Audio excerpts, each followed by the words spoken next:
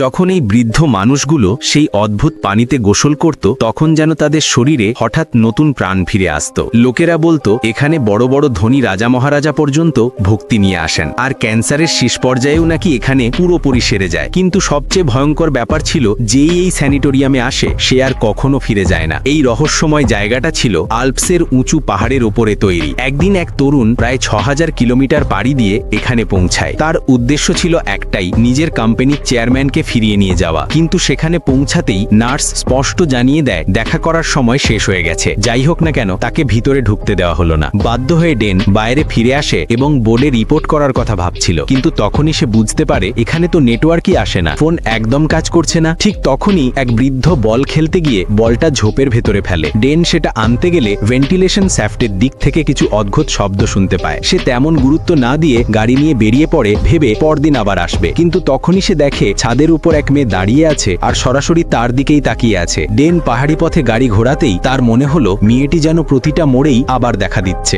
মাথা কিছু বোঝার আগেই হঠাৎ এক হরিণ সামনে এসে পড়ে আর প্রচন্ড অ্যাক্সিডেন্ট ঘটে যায়। যখন তার জ্ঞান ফিরে আসে ৩ দিন কেটে গেছে। 2 পায়ে মোটা প্লাস্টার বাঁধা, আর সামনে বসে আছে স্যানিটোরিয়ামের ডিরেক্টর, যেন তার জেগে ওঠার অপেক্ষায় ছিল। সে চেক আপ করে বলে আরাম করো, তারপর নার্সকে ইশারা করে তাকে পানি দাও। ডেন পুরো গ্লাসটা এক নিঃশ্বাসে খেয়ে ফেলে, কিন্তু অবাক হয়ে যায় দেখে পানির ভেতরে এক অদ্ভুত জীব আটকে আছে। সে ভাবে এটা হয়তো কোনো পোকামাকড়, তাই চেপে মেরে ফেলে। খোঁড়াতে খোঁড়াতে যখন সে করিডরে পৌঁছায় তখন সে দেখে পৃথিবীর সবচেয়ে ধনী লোকেরা সুইমিং পুলে ডুব দিচ্ছে। আর আশ্চর্যের বিষয়, বৃদ্ধ পুরুষ এবং নারীরা পানির নিচে তরুণদের থেকেও বেশি সময় ধরে শ্বাস আটকে সাঁতার কাটছে। নার্স তাকে নিয়ে যায় স্টিম বাথে। বহু রুম পার হতে হতে হঠাৎ তার মনে হলো সামনে কোনো রাস্তা নেই। পিছনে ফিরে দেখে যেই দরজা দিয়ে সে ঢুকেছিল সেটাও উধাও। এখন সে পুরোপুরি ফেসে গেছে। ঠিক তখনই কুয়াশার মধ্যে ধীরে ধীরে এক আকৃতি ফুটে ওঠে, সেই হরিণ যেটাকে সেদিন সে গাড়ি চাপা দিয়েছিল। ডেন কৌতূহল বশত তার পিছু নেয় এবং দেখে সামনে এক বৃদ্ধ নিচু হয়ে বসে আছে। সে আর কেউ নয়, তার কোম্পানির সেই চেয়ারম্যান যাকে সে খুঁজে আনতে এত দূর এসেছিল।